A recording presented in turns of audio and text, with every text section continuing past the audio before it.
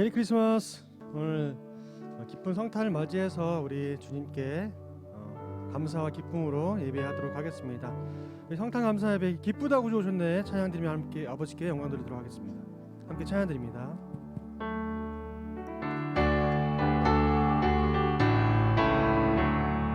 기쁘다 구주 오셨네 백성 맞으러 온 교회여 다 일어나 다 찬양하여라 다 찬양하여라 다 찬양하여라 구세주 탄생했으니 다 찬양하여라 이 세상에 만물들아 다 화답하여라 다 화답하여라 다 화답하여라 온 세상 죄를 사하라 주 예수 오셨네 죄와 슬픔 몰아내고 다 구원하시네 다 구원하시네 다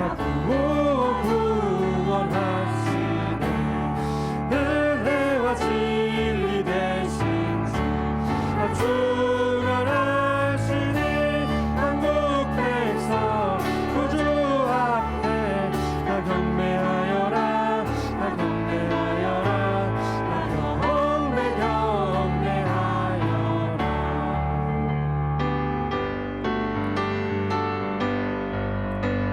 계속해서 함께 찬양드립니다. 참 반가운 성도여 참 반가운 성도 와서 베들레헴 성 안에 가봅시다. 저 구유에 누이신 아기를 보고 엎드려 절하세 엎드려 절하세 엎드려 절하세 구주 나셨네 저저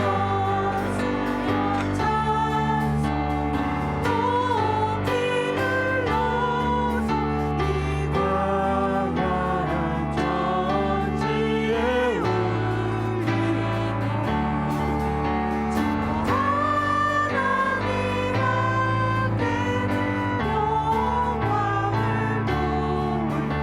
엎드려 절하세 엎드려 절하세 엎드려 절하세 구주 나셨네 이 세상에 주께서 탄생할 때에 참신과 참 사람이 되시려고 공경여 몸에서 맛이 없으니 엎드려 절하세 엎드려 절하세 엎드려 절하세 구주 나셨네 여호와의 말씀 육신을 입어 날 구원할 구주가 되셨구나 감사한 찬송을 주 앞에 드려 엎드려 절하세 엎드려 절하세 엎드려 절하세 구주 4절 한 번 더 여호와의 말씀이 여호와의 말씀 육신을 입어 날 구원할 구주가 되셨구나 감사한 찬송을 주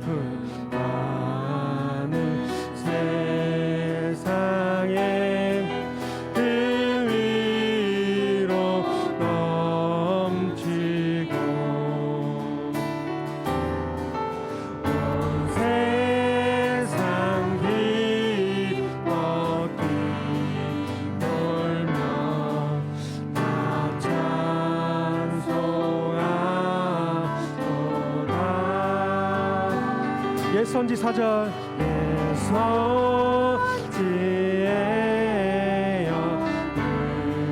응하여 베들레헴 성에 주 예수 탄생하시니 아멘. 온 세상 구주하네. 저 천사 깊은 노래를 또 다시 부르니 온 세상 사는 사람들 나와다 봐도다.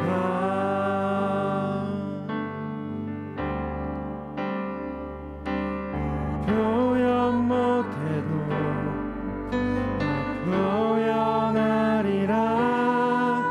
다 고백 못해도 나 고백하리라. 다 알 수 없어도 나 알아가리라. 다 닮지 못해도 나 닮아가리라. 나 표현 못해도 나 표현하리라. 다 고백 못해도 나 고백하리라. 다 알 수 없어도 나 알아가리라. 다 닮지 못해도 나 닮아가리라. 그 사랑 얼마나 아름다운지 아멘. 그 사랑 얼마나 부욕해 하는지 그 사랑 얼마나 크고 놀라운지를 그 사랑 얼마나 나를 감격하게 하는지 우리 한 번 더 찬양드립니다. 다 표현 못해도 다 표현하리라. 다 고백 못해도 나 고백하리라. 나 알 수 없어도 나 알아가리라. 다 닮지 못해도 나 닮아가리라. 다 표현 못해도 다 표현 못해도 나 표현하리라. 다 고백 못해도 나 고백하리라. 알 수 없어도 나 알아가리라. 닮지 못해도 나 닮아가리라. 그 사랑 얼마나 아름다운지 그 사랑 얼마나 노엽게 하는지 그 사랑 얼마나 크고 놀라운지를 그 사랑 얼마나 나를 우리 한 번만 더 찬양할까요? 처음부터 우리 주님 사랑 닮아가길 원합니다 하는 마음으로 다 표현 못해도 표현 못해도 나 표현하리라. 다 고백 못해도 나 고백하리라. 다 알 할 수 없어도 나가라 가리라. 나 닮지 못해도 나 닮아가리라. 다 표현 못해도 다 표현 못해도 나 표현하리라. 다 고백 못해도 나 고백하리라. 다 할 수 없어도 나 알아가리라. 나 닮지 못해도 나 닮아가리라. 그 사랑 얼마나 아름다운지, 그 사랑 얼마나 날 부욕해 가는지, 그 사랑 얼마나 크고 놀라운지를, 그 사랑 얼마나 나를. 우리 그 사랑 한 번만 더 부릅시다. 주님의 그 놀라운 사랑을 소리 높여 찬양합니다. 그 사랑 얼마나 아름다. 생명 들여 우리를 구원하신 사랑. 아멘. 얼마나 날 부욕해 가는지, 그 사랑 얼마나 크고 놀라운지를, 그 사랑 얼마나 나를 감격하게 하는지.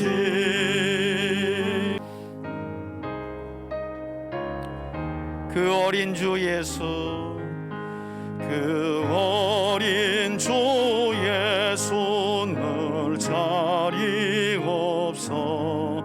그 귀하신 몸이 고요에 있네.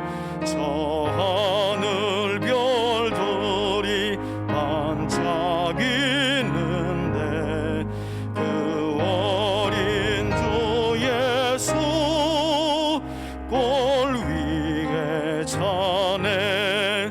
저 육축 소리에 아기 참깨나.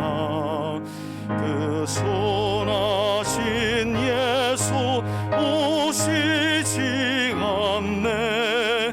그 귀한 예수를 나 사랑하니 새날이 밝도록 함께 가소서.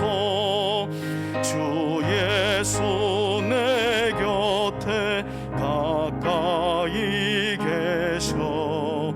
그 한없는 사랑 늘 베푸시고, 온 세상 아기들 다 품어주사. 주 품 안에 안겨 살게 하소서. 아멘. 122장 참 반가운 성도여 이어서 함께 부릅니다. 우리 기쁜 마음으로 부릅시다. 참 반가운 성도여 다가 이리 와서 베들레헴 성 안에 가보. 우리 박수 치면서 부릅시다. 저 고요에 누이신 아기를 보고 엎드려 절하세. 엎드려 절하세. 엎드려 절하세. 구주 나셨네. 저 천사여 찬송을 높이 불러서 이 광활한 천지에 울리거라.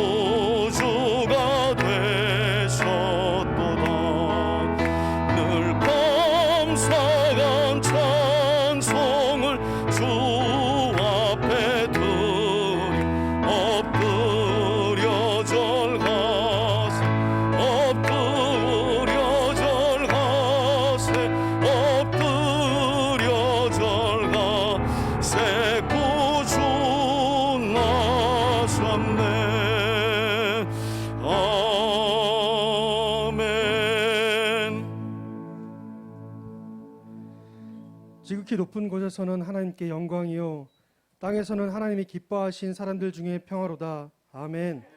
만물을 창조하시고 다스리시는 창조주 하나님, 약속하신 하나님의 구원의 계획에 따라 높고 높은 하늘 보좌 영광을 두시고 낮고 낮은 이 땅으로 독생자 예수 그리스도를 보내주신 하나님의 크신 은혜에 감사와 영광을 올려드립니다. 만 왕의 왕 되시며 평강의 왕으로 오신 아기 예수님의 성탄을 기념하며 우리 3대 가족 모두가 감사와 기쁨으로 예배하오니 우리의 예배를 기뻐 받아주시고 참된 평화와 기쁨이 넘치는 성탄 감사 예배가 되도록 인도하여 주옵소서. 자기 백성을 죄에서 구원하시려 이 땅에 오신 예수님을 바라보며 다시금 우리의 잘못과 죄악을 돌이켜 회개합니다. 죄로 인해 때묻고 더럽혀진 우리를 깨끗게 하시고 예수 그리스도가 내 안에 함께 하시는 정결하고 거룩한 삶으로 나아가도록 주님 붙들어 주옵소서. 올 한 해도 한 주간밖에 남지 않았습니다. 지금까지 인도하신 우리의 에베네셀 되신 하나님께 감사하며 한 해 잘 마무리하도록 하시고 새로운 한 해도 예수 그리스도의 참된 제자의 삶으로 살아가기로 결단하며 삶의 예배를 회복하는 우리가 되도록 주님 도와주옵소서. 주님의 거룩하심을 닮아 말씀 앞에 온전히 순종하며 내 뜻이 아닌 주님의 뜻을 이루어가는 복되고 성령 충만한 삶을 살아가도록 주님 도와주옵소서. 예수 그리스도가 이 땅에 오신 기쁜 소식이 가난한 자, 눈먼 자, 눌린 자, 주님을 믿지 않는 자들의 모든 사람에게 복음이 되어 전파되길 간절히 소망합니다. 예수님의 탄생이 참 기쁨, 참 소망, 참 구원의 소식이 되게 하시고 우리 교회가 이런 복된 소식을 힘써 전하고 그리스도의 참된 사랑을 나누는 교회로 더욱 쓰임받게 하여 주옵소서. 추운 겨울 어려운 형편에 힘들고 지쳐있는 주변의 이웃과 소외된 지체들 우리가 돌보게 하시고 성탄의 기쁨을 연약한 자들과 함께 나눌 수 있도록 우리의 마음과 손길을 전하게 하여 주옵소서. 이 시간 진리의 말씀을 선포하시는 담임 목사님을 주님의 큰 권능과 강한 손으로 붙들어 주셔서 구원에 이르게 하는 지혜의 말씀을 선포하게 하시고 목회 사역 감당하실 때 지치지 않게 하시고 지혜와 성령으로 행하시며 복된 소식을 전하는 아름다운 발걸음이 형통하고 은혜가 충만하도록 주님 도와주옵소서.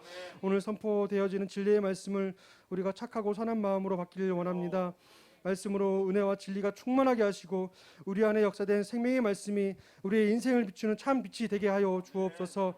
말씀에 순종함으로 생명의 빛을 드러내며 증언하는 복된 삶으로 살아가도록 주님 인도하여 주옵소서.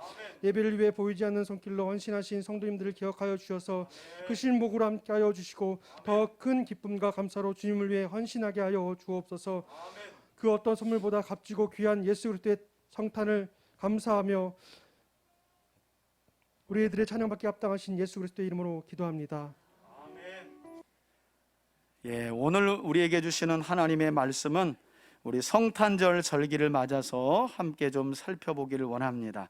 요한복음 13장 1절에서 11절까지의 말씀입니다. 저와 여러분들이 한 절씩 교독합니다. 제가 먼저 읽겠습니다.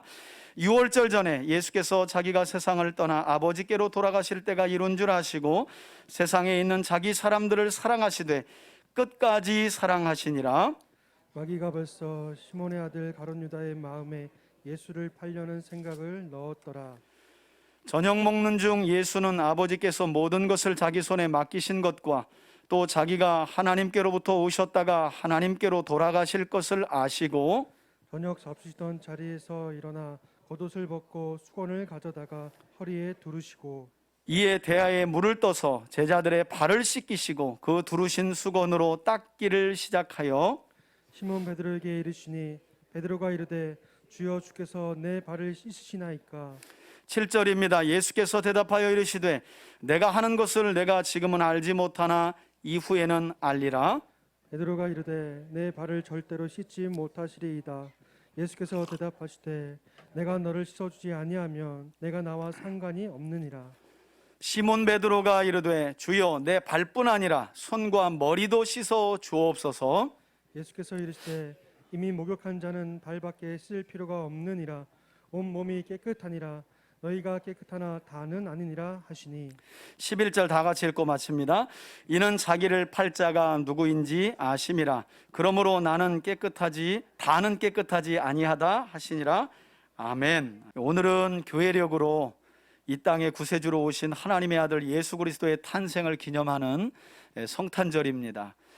이렇게 성탄절을 맞아 구주이신 또 구세주로 오신 아기 예수님의 탄생을 기뻐하고 기억하고 또 감사함으로 예배하는 우리 3대 가족들에게 말씀 안에서 또 예배 시간 전체를 통해 충만한 구원의 은혜가 임하고 무엇보다도 평강이 우리 안에 충만하게 임하길 주의 이름으로 축원드립니다. 여러분, 교회가 성탄절을 절기로 기억하며 기념하기 시작한 것은 주후, 그러니까 예수님이 오신 이후 대략 354년경입니다. 이때는 이미 로마 제국의 대부분이 기독교화 되었을 때였는데요.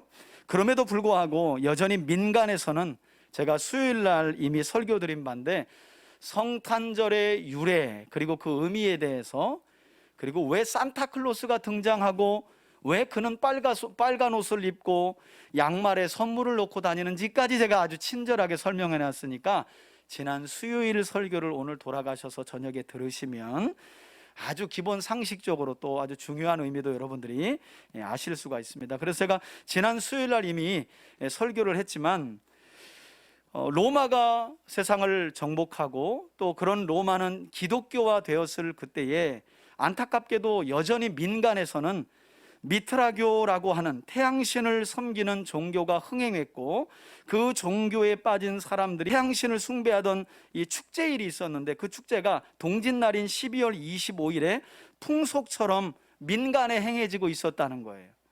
그래서 결국 그 당시 교황은 이날을 선교적인 차원에서 세상의 빛으로, 그러니까 태양 자체가 신이 아니라 이 땅에 구세주로 오신 예수님이야말로 의로운 태양이시고 참 태양이시다라는 의미로 바꾸어서 선교적인 차원에서 예수님의 탄생을 기념하는 날로 바꾸어 기념하도록 하면서 성탄절이 유래가 되었다는 거예요. 그러므로 우리는 12월 25일인 성탄절을 예수님께서 탄생하신 날짜로 잘못 알면 안 되는 거죠. 예수님이 여러분 12월 25일 날 태어나신 게 아닙니다. 몇몇 분이 눈을 동그랗게 뜨니까 제가 당황스러워요. 이런 분들은 어느 때 예배를 보시면 안다고요? 지난 수요일 날 예배 설교를 동영상으로 보시면 충분히 이해가 되리라고 여겨집니다. 그래서 12월 25일 오늘 성탄절은 예수님이 탄생하신 그 날짜를 기념하는 것이 아니다.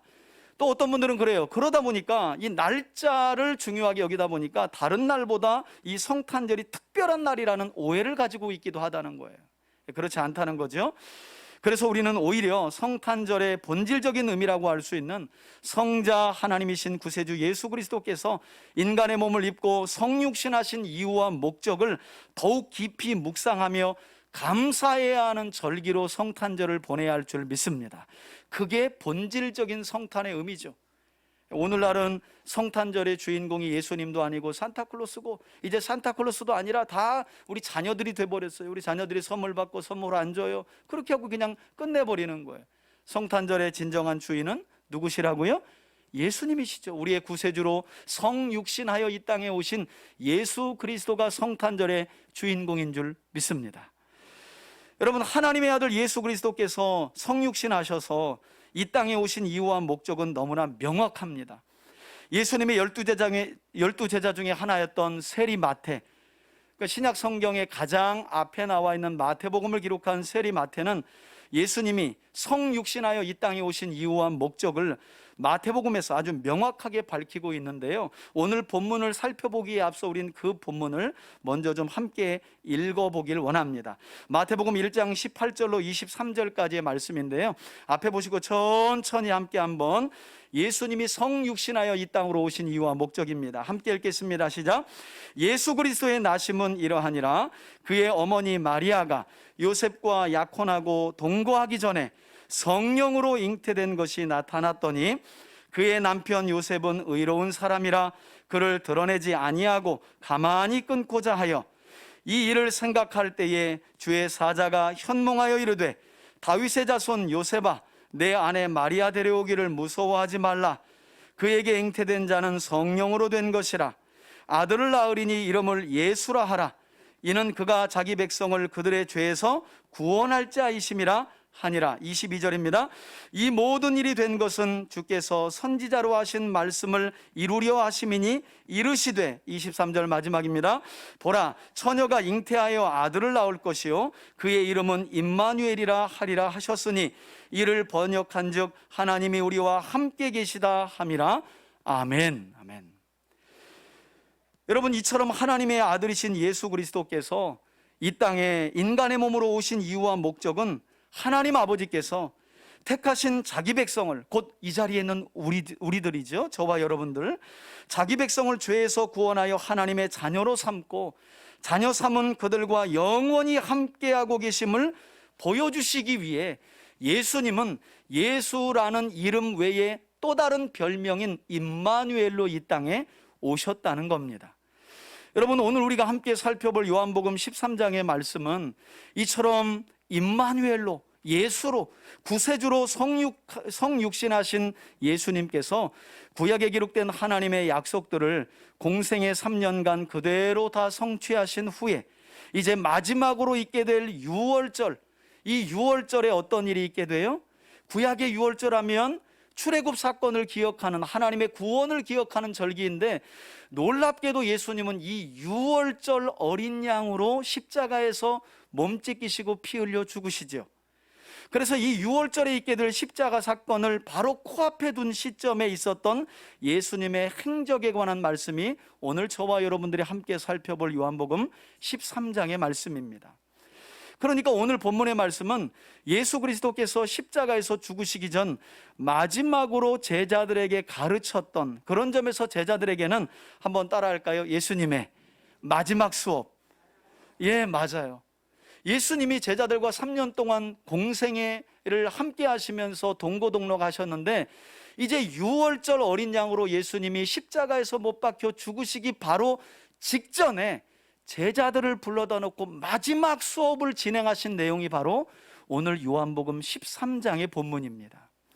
자, 그럼 1절부터 읽어가면서 예수님께서 제자들을 가르치셨던 마지막 수업의 내용이 무엇이었는지, 사실 우리는 예수님 하면 십자가에 못 박혀 죽으시고 우리를 구원하시기 위해 이것만 기억을 하잖아요.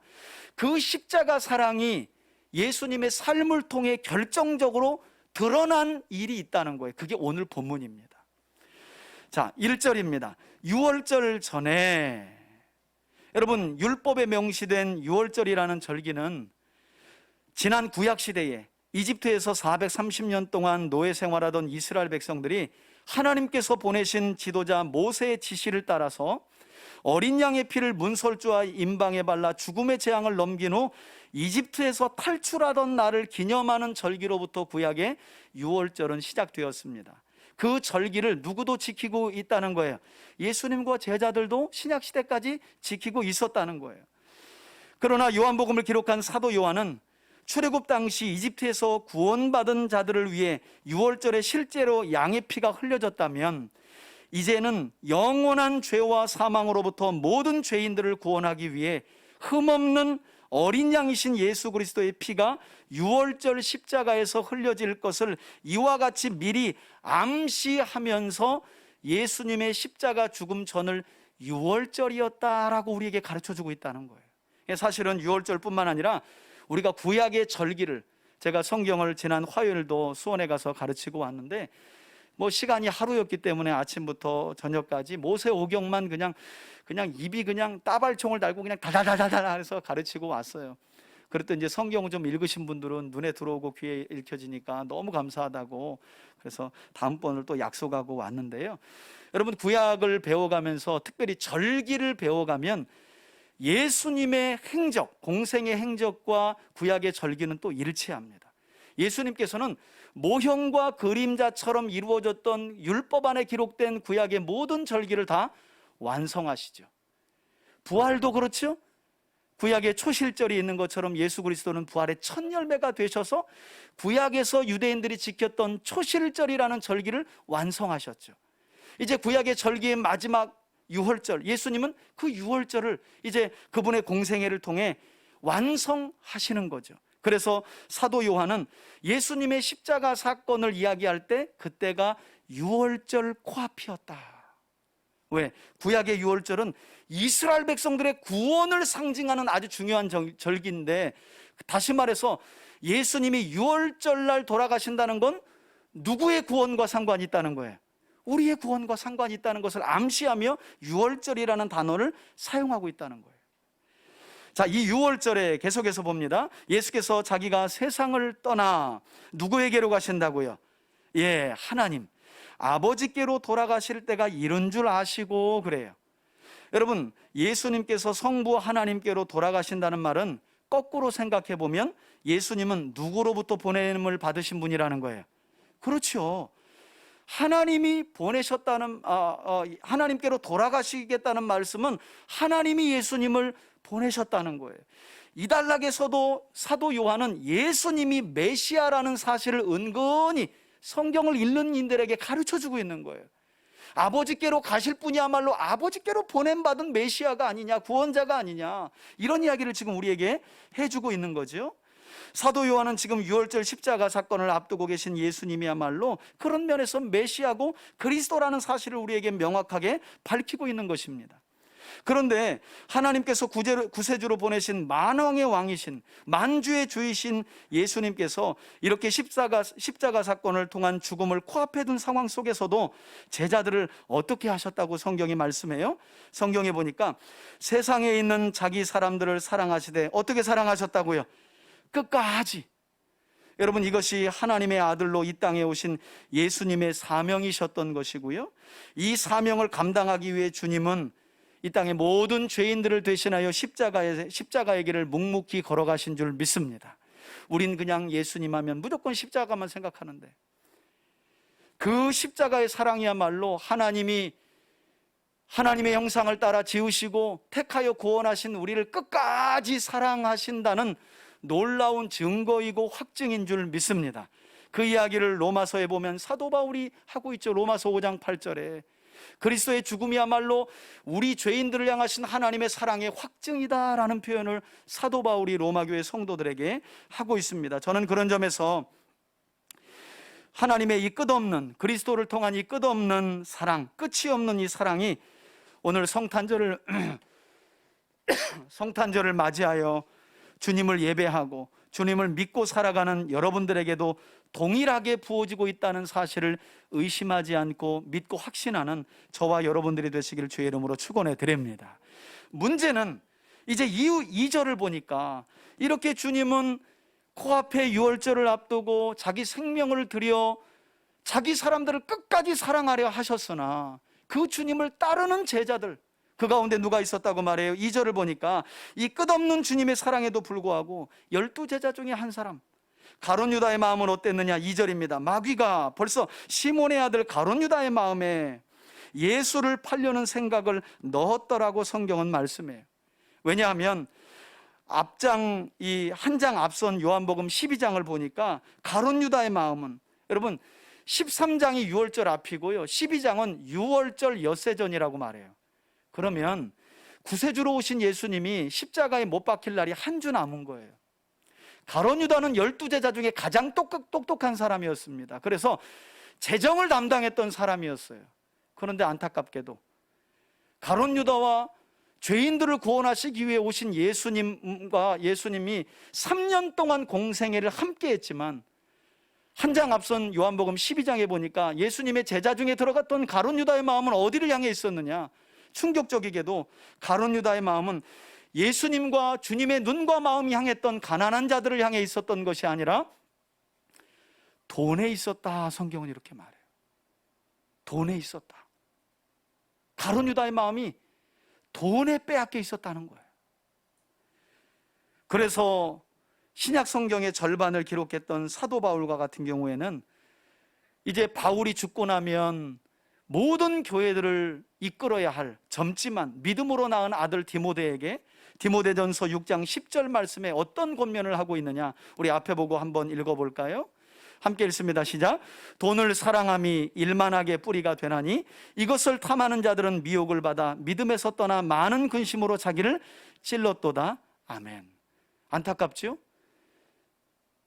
우린 예수님을 눈앞에 보기만 해도 사실 성경을 다 믿어버릴 것 같은데, 3년 동안 예수님과 동고동락했지만 결국 가룟 유다의 마음은 구세주로 오신 예수님과 예수님이 불쌍히 여기시는 죽어가는 영혼들을 봤던 게 아니라 그 일행의 돈꾀, 돈의 마음을 두었다는 거예요.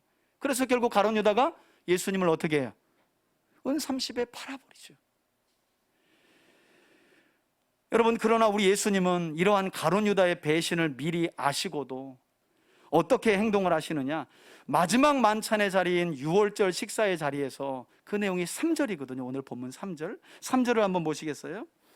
제자들과 유월절에는 식사를 해요. 우리가 알잖아요. 무교병이라는 딱딱한 빵을 먹으며 출애굽의 구원을 기억하는 절기인데요. 그 식사를 제자들과 지금 주님이 펼쳐놓고 하시는 중에 이 일이 있었던 거예요. 자, 저녁 먹는 중에 어떤 사본에는 저녁 식사를 마친 후라고 기록이 되어 있기도 한데, 예수는 이 모든 것을 아시고도 아버지께서 모든 것을 자기 손에 맡기신 것과 이렇게 말씀하는데요. 마태복음 28장 18절에 보니까 이 내용을 주님은 어떻게 설명하느냐? 하늘과 땅의 권세를 하나님께서 나에게 주셨다라고 설명해요. 이처럼 하늘과 땅의 모든 권세를 가지신 예수님은 계속해서 보니까 또 자기가 하나님께로부터 오셨다가 하나님께로 돌아가실 것을 아셨다라고 말씀해요. 그러니까 요한은 아주 의도적으로 끝까지 사랑하신 예수님과 끝까지 그런 구주를 배신하는 가룟 유다를 통해 많은 사람들의 마음을 들춰 보인 거예요.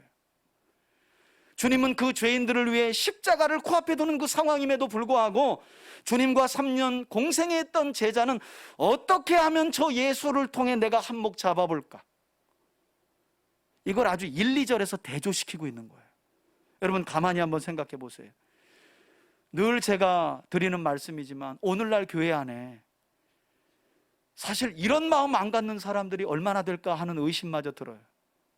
하나님 잘 믿고 예수님 잘 믿고 이용해서 내가 원하는 것 성취하고 이루려고 하는 사람들의 마음이 얼마나 많은가.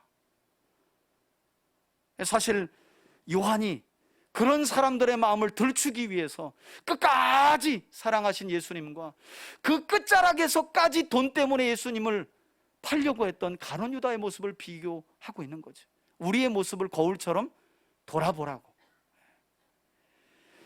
자, 우리가 오늘 본문 서두에 기록된 1절에서 3절까지의 말씀을 단순히 예수님께서 떠날 시각이 가까웠다라고 하는 의미로만 받아들이게 되면 여러분, 우리는 이후에 전개되는 예수님의 행동을 깊이 이해하기가 어렵습니다. 즉, 지금 사도 요한은 서두의 말씀을 통해 1절에서 3절까지의 말씀을 통해 예수님이야말로 하나님께로부터 보내심을 받은 메시아, 하나님께로 가실 분이니 하나님이 보내신 분이라는 거죠. 그 메시아로서 지극히 높으신 하나님의 아들이셨다는 사실을 강조하면서 이와 같이 지극히 높으신 하나님의 아들이 자기 사람들을 끝까지 사랑하셨으며 또 그 사랑을 어떻게 몸소 보여주셨는지를 이제 4절 이후부터 우리에게 설명하려 한다는 거예요. 사실 4절 이후는 우리가 무엇으로 알고 있어요? 세족식으로 알고 있잖아요. 여러분, 이 세족식에 관한 내용을 설명하기 전에 사도 요한은 사실 예수님이 누구냐? 하나님께로부터 보냄을 받아 하나님께로 돌아가실 모든 사람들이 그분의 발을 닦아주기에도 감히 감당할 수 없는 그런 분이셨다는 사실을 먼저 성경에서 밝혀준 뒤에 세례 요한이 예수님의 오심을 어떻게 설명합니까? 나는 그분의 신발끈을 풀고 매기도 감당할 수 없는 분이다. 그분은 하나님의 약속을 따라 믿는 자들에게는 성령으로 인쳐서 천국으로 데려가실 분이고, 하나님의 약속인 구세주를 믿지 않는 자들은 불로 세례하여 지옥으로 보내실 수 있는 열쇠를 가지신 분이 예수님이시니, 세례 요한은 나는 그분의 신발끈을 풀고 매기도 감당할 수 없는 그런 분이다, 이렇게 고백을 하잖아요. 그런 분이 이제 4절 이후에 보면 어떤 몸소 실천을 통해 그분의 오신 목적을 보여주셨는가? 사도 요한은 이걸 우리에게 설명해주고 싶다는 거예요. 여러분, 4절 이후를 보세요. 이처럼 이 땅에 마땅히 구세주로서 섬김을 받으셔야 할 예수님께서 도리어 어떻게 하셨다고요? 제자들을 향한 마지막 수업이 진행이 되죠. 4절입니다. 예수님은 제자들과 함께 저녁 잡수시던 자리에서 일어나세요. 그리고 무엇을 벗으셨다고요? 겉옷을 벗고 그래요. 여러분, 유대인들에게 있어서 겉옷은 그 사람의 신분과 지위를 나타내는 상징적인 것입니다. 실제 겉옷을 말하기도 하지만 그 겉옷은 우리가 겉옷 보고 판단하잖아요. 모르는 사람은 지위도 보고 양복을 입으면 저 사람이 뭐 사무실이나 어떤 굳은 일은 하지 않는구나 하고 보잖아요. 2000년 전 유대 땅에도 그랬다는 거예요. 그 사람의 겉옷은 그 사람의 신분을 나타내요. 놀랍게도 예수님은 만왕의 왕이심에도 불구하고 이와 같이 스스로 왕의 권위를 내려놓고, 예수님이 단순히 그냥 겉옷만 내려놓은 게 아니에요. 여기서는 주님이 왕이신데 왕의 권위를 다 스스로 내려놨다는 말을 겉옷을 내려놓기로 함께 표현하고 있는 거죠. 그러면서 수건을 가져다가 자기 허리에 두르시고는 5절에 이에 대야에 물을 떠서 어떻게 하셨다고요? 제자들의 발을 씻으시고 그 두르신 수건으로 닦기를 시작하셨어요. 여러분, 예수님 당시 누군가의 발을 씻어주는 일은 가장 비천한 종들이 했던 허드렛 일에 불과했다고 학자들은 이야기합니다. 뭐 당연하죠. 뭐 우리나라에서도 조금만 올라가면 그 양반들은 다 종들이 다 몸종으로서 일거수일투족 다 수종을 받았잖아요. 예수님 당시에도 그랬어요. 그래서 누군가의 발을 닦아주었다는 건 가장 비천한 종들이 하는 일이었다는 거예요. 그걸 만왕의 왕이시고 만주의 주이신 구세주로 오신 예수님이 지금 행하신다는 일이 충격적인 거예요. 예수님은 자신의 영광을 이처럼 내려놓고 더러워진 제자들의 발을 하나씩 씻어 주셨던 것입니다. 왜냐하면 마태복음 20장 28절에서 예수님께서 말씀하신 바와 같이 가장 높으신 예수님은 이 땅에 섬김을 받으러 온 것이 아니라 도리어 어떻게 자기 목숨을 내어주어 대속물로서 섬기려 오셨기 때문이라는 거예요. 하지만 이런 예수님의 돌발 행동에 대해 다른 제자들은 말없이 주님께 발을 내밀었지만 항상 튀었던 제자 한 명 있죠, 그죠? 다른 제자들은 다 배신해도 저만은 절대 안 하겠습니다 했던 베드로가 제일 먼저 배신했던 것처럼 아니나 달라요. 이번에도 한 사람만 발을 안 디밀어요. 발을 내밀어. 그런데 베드로가 안 내밀어요. 그러면서 반발을 하죠. 이의를 제기합니다. 6절에 보니까 시몬 베드로가 이르시되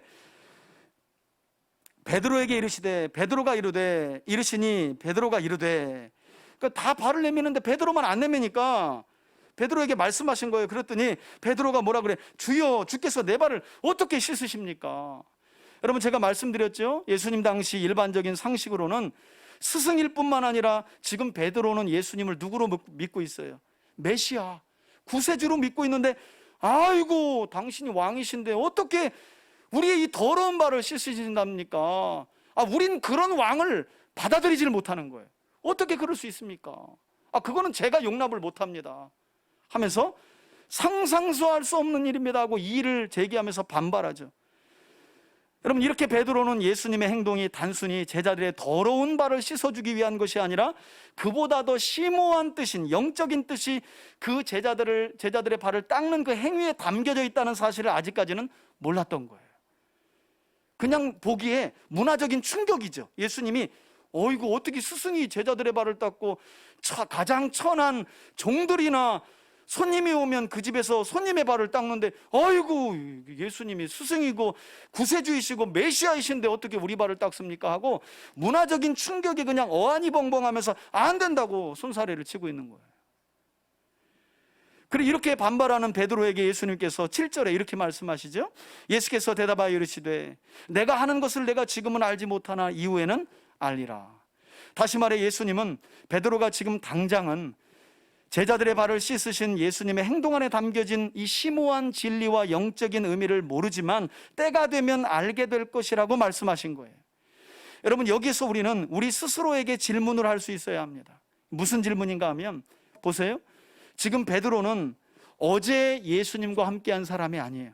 지난 3년간 예수님과 동고동락하며 심지어는 우리에게 베드로는 12명의 제자 중에 어떤 제자로?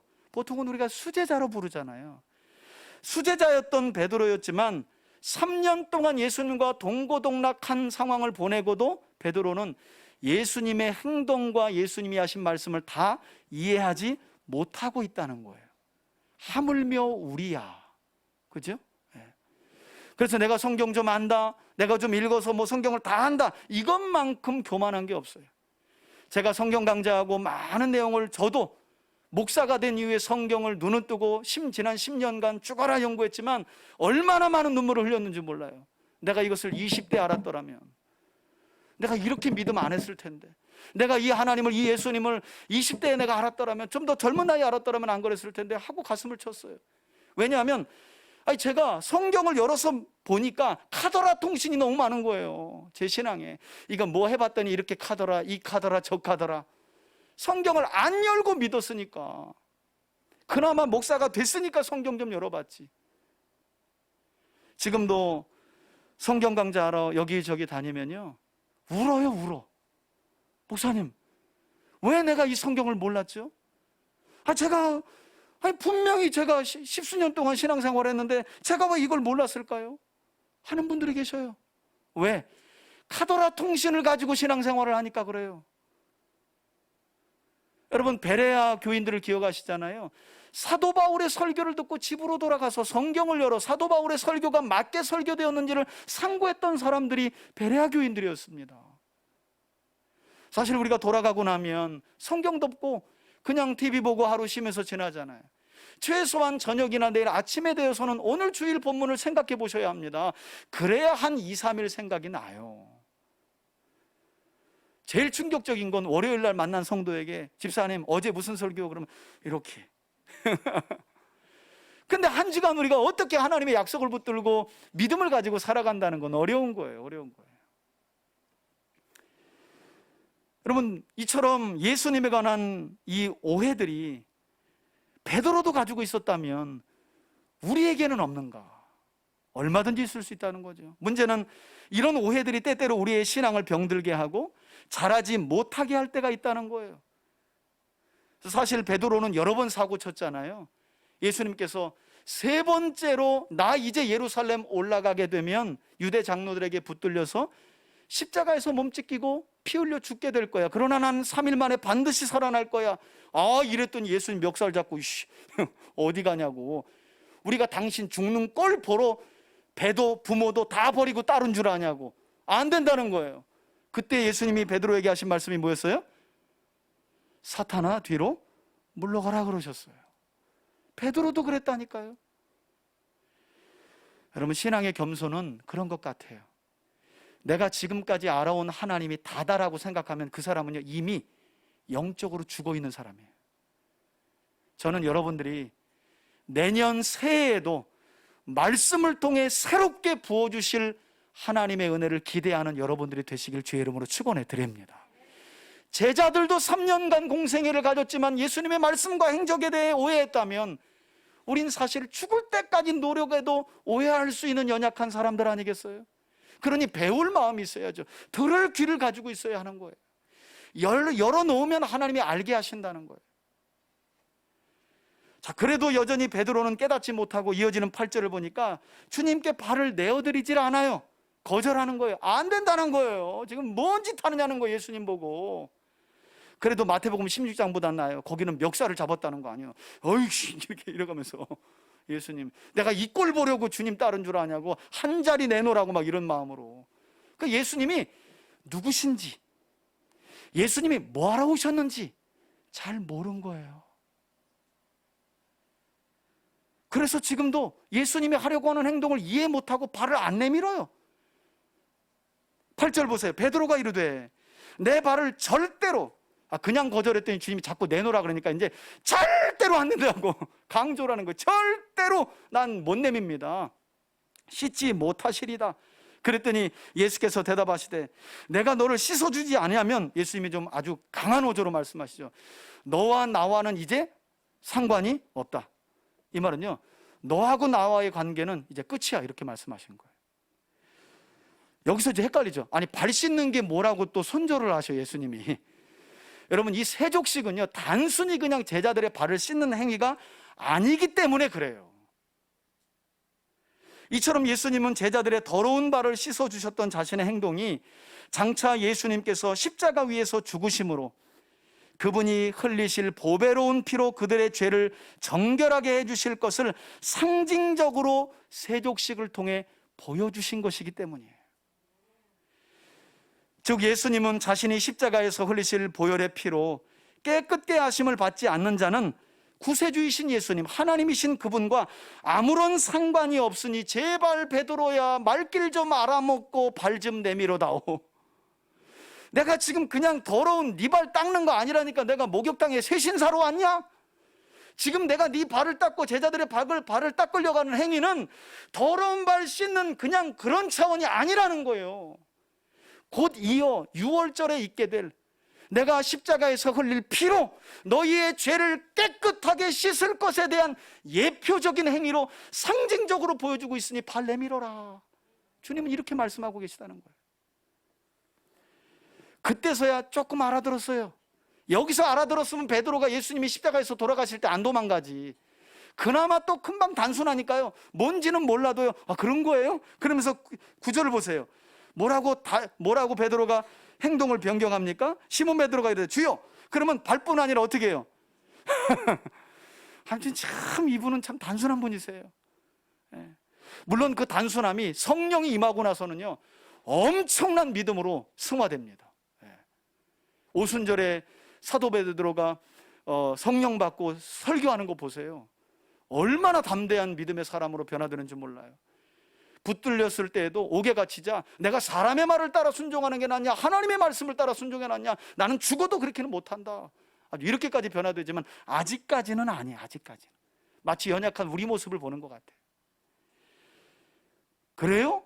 그러면 손 말고요, 발 말고요, 손과 머리도 감아주세요. 이렇게 베드로의 요청에 대해 예수님이 10절에서 말씀하시죠. 예수께서 이르시되 이미 목욕한 자는 발밖에 씻을 필요가 없느니라. 여러분 이것은 여러분들이 조금 기억을 하셔야 되는데요. 레위기 8장 이후를 보면, 구약의 율법 안에 기록된 레위기 8장 이후의 말씀을 보면 어떤 내용이 있냐면 아론과 그의 아들들인 제사장들의 위임식이 기록되어 있습니다. 이제 성막에서의 제사가 있기 전에 그 제사를 집례할 제사장을 처음 세우시는 거예요. 하나님께서 출애굽 이후에. 그래서 이 아론의 아들들을 제사장으로 택하셨는데 그들이 그냥 막 성막에 들어가서 택했다고 할 수 있는 게 아니에요. 먼저 그들을 하나님이 깨끗하게 정결 의식을 통해 위임식을 거쳐 그들을 제사장으로 세우는데, 그때 어떤 내용이 나오냐면 아론과 아론의 아들들을 모세가 데려다가요 맑은 물로 온몸을 씻습니다. 온몸을 씻어요. 그 위임식으로 온몸을 씻은 다음에 그 이후에 그들이 제사를 드리기 위해서 성막을 오고 갈 때에는 온몸이 아니라 성막에 들어가는 물두멍 앞에서 손발만 씻었어요. 목욕은 한 번, 위임식 할 때 한 번이에요. 제사장으로 이제 하나님이 기름 부으셔서 세우신 거예요. 온몸을 씻는 건 한 번뿐이에요. 더 이상 목욕할 필요가 없어요. 제사장들은. 다만 성막에 들어갈 때 유대인들의 신발은 우리로 말하면 쪼리거든요. 쪼리. 모래가 많은 그 땅에서 쪼리를 신고 다니면 발이 얼마나 흙먼지가 묻고 가축들의 똥도 묻고 그랬겠어요. 그걸 가지고 하나님의 성막 안에 들어갈 수 없으니 물두멍에서 손발만 씻으면 되는 거예요. 그게 제사장 위임식의 규례인데, 지금 예수님께서는 그 제사장 위임식의 규례를 누구에게? 제자들에게 적용시키고 있는 거예요. 왜? 그들이 영적인 제사장이 되니까. 곧 여기에 있는 저와 여러분들이, 여러분 영적 지금은 제사장인 줄 믿습니다. 예, 하나님의 부름받은 만인 제사장 아니에요? 만인 제사장. 하지만 이어지는 말씀을 보면 예수님께서 뭐라고도 말씀하세요? 온몸이 깨끗하니라 너희가 깨끗하나. 마지막 말씀이 참 마음에 쓰리게 와닿죠? 다는 아니니라. 이게 무슨 말씀일까요? 예수님께서는 가룟 유다가 자신을 배신할 것을 미리 아셨기 때문에 너희 모두가 전부 깨끗한 것은 아니라고 말씀하신 거예요. 안타깝죠?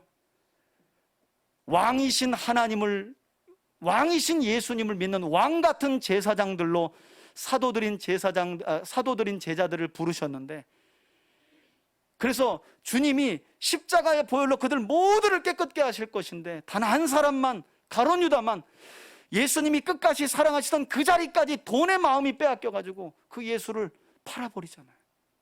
전부는 깨끗하지 않다는 거예요. 한 사람 한 사람. 그러므로 11절에서 이렇게 말씀하시죠. 마지막입니다. 이는 예수께서 자기를 팔 자가 누구이신지 아심이라. 그러므로 너희 모두가 다는 깨끗하지 아니하다라고 말씀하셨다는 거예요. 여러분, 이렇게 유월절을 앞두고 예수님과 베드로 사이의 대화가 오고 간 이후에 오늘 11절까지만 봤지만 이제 11절 이후에 기록된 12절 이후에 서술된 하나님의 말씀을 보게 되면 예수님께서는 선생이신 자신이 제자들의 발을 씻었으니 제자들 역시 서로의 발을 씻어주는 것이 옳다고 말씀하시면서, 아니 꼭 그렇게 해야 된다고 강조하시면서 그 일을 위해 내가 본을 보였다라고 말씀하시고요, 그것을 알고 행하는 자들은 복이 있다라고 하는 약속의 말씀까지 주셨어요.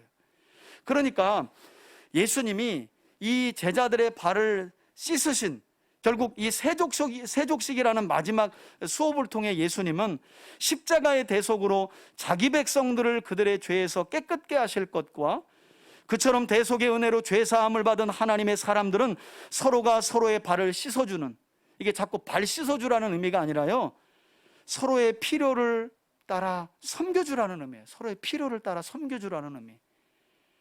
그런 가르침을 주시기 위해 실제 본을 보이신 거예요. 그러니까 여러분, 세족식에는 두 가지 의미가 있다는 거예요.